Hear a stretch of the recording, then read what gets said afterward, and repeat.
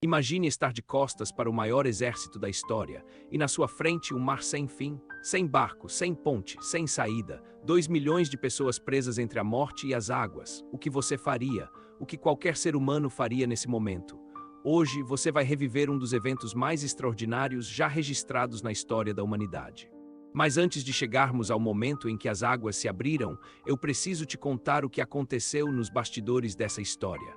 Porque a maioria das pessoas conhece o final, mas não sabe o que tornou essa travessia impossível de uma perspectiva humana. Fique até o fim, porque a revelação mais poderosa desta história não está onde você pensa.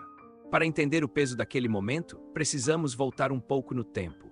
O povo de Israel havia vivido 400 anos como escravos no Egito. 400 anos de correntes, de suor, de tijolos e de lágrimas misturadas com o barro do Nilo. Eles construíram cidades que até hoje maravilham o mundo e em troca receberam açoites e humilhação.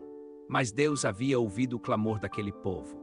E escolheu um homem improvável para ser o instrumento da libertação, Moisés, um homem que tinha sido criado como príncipe egípcio, que havia fugido pelo deserto, que dizia gaguejar quando falava e que aos 80 anos de idade recebeu uma missão que parecia loucura: enfrentar o homem mais poderoso da terra. E Moisés foi, e as pragas vieram, uma atrás da outra, água transformada em sangue, sapos, piolhos, moscas, gado morto, úlceras, granizo, gafanhotos, trevas e por fim a mais terrível de todas, a morte dos primogênitos egípcios. O faraó, quebrado e de luto, finalmente cedeu. Saiam, saiam do meu país. E 2 milhões de pessoas, homens, mulheres, crianças, idosos, rebanhos, carroças, pertences começaram uma marcha que jamais havia sido feita antes na história. Mas o faraó era um homem de poder e de orgulho, e o orgulho tem uma memória muito curta. Assim que o choque da perda passou, o que sobrou foi a raiva.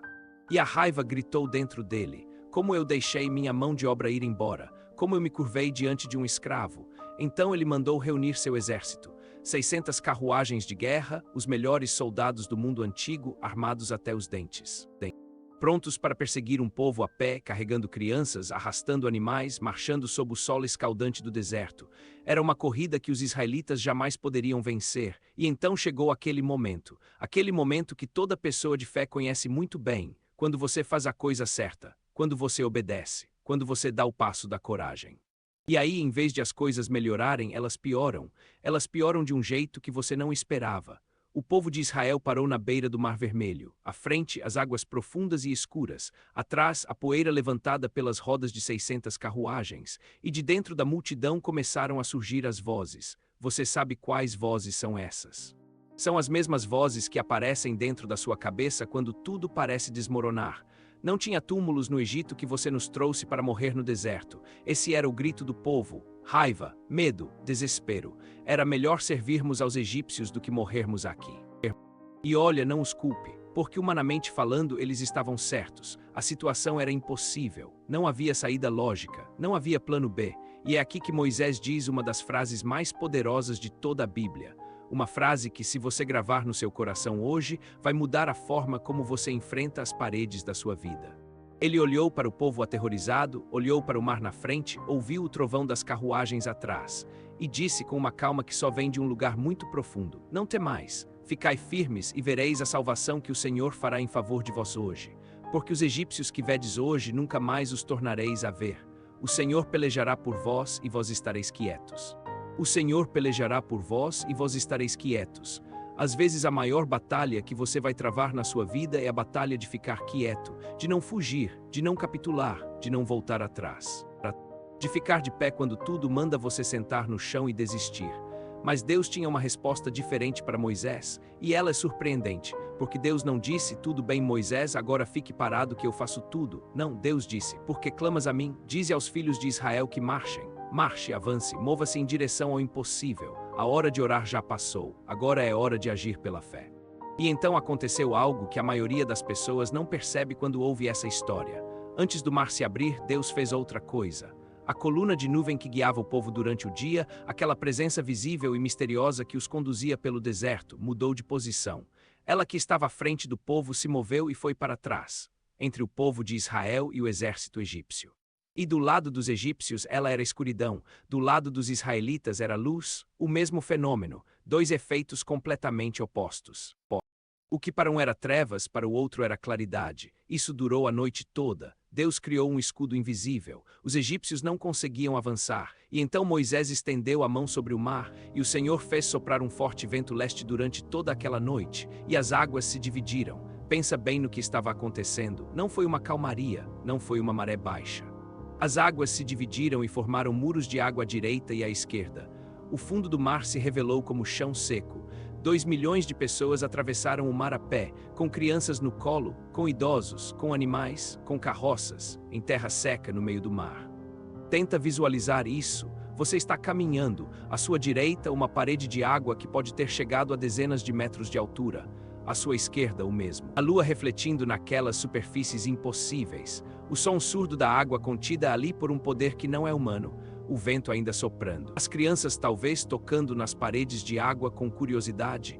E você caminhando em direção à liberdade. Mas a história ainda não acabou. Porque quando os israelitas chegaram ao outro lado, o faraó finalmente ordenou o avanço. E o exército egípcio entrou no corredor seco entre as águas. 600 carruagens de guerra adentrando o leito do mar. E então veio a manhã.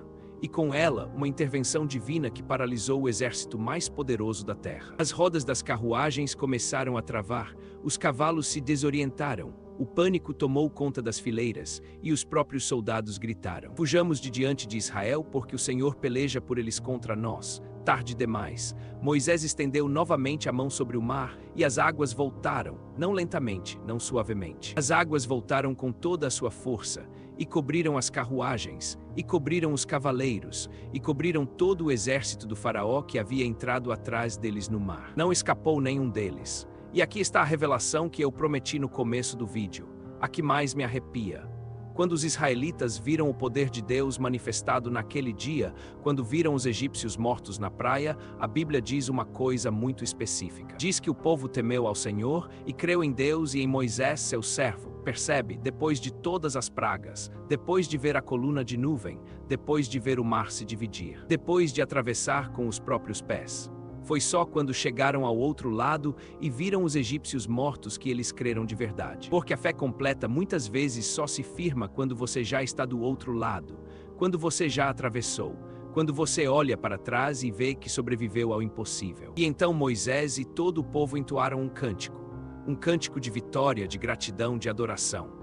E a profetisa Miriam, irmã de Moisés, pegou um tamborim na mão e todas as mulheres saíram atrás dela com tamborins e dançando. No meio do deserto, com os pés ainda com a areia úmida do fundo do mar, dançando. Isso é o que a libertação faz com as pessoas. Transforma o medo em canto, transforma o tremor em dança, transforma o impossível em testemunho. E agora eu te pergunto uma coisa sincera, com o coração aberto: existe um mar vermelho na sua vida hoje?